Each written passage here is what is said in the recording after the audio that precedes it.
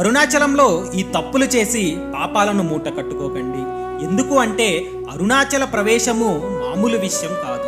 ఆ పరమేశ్వరుడి అనుగ్రహం ఉంటే తప్ప మనం ఆ గడ్డ మీద కాలు కూడా మోపలేం. గుండెల్లో ఎవరికీ చెప్పుకోలేనంత బాధ ఉందా? అయితే అన్నీ వదిలేసి ఒక్కసారి ఇక్కడికి రండి. ఇది కేవలం గుడి మాత్రం కాదు, మన కర్మలను కాల్చేసే మహా అగ్ని పర్వతం. 14 కిలోమీటర్ల గిరి ప్రదక్షిణ.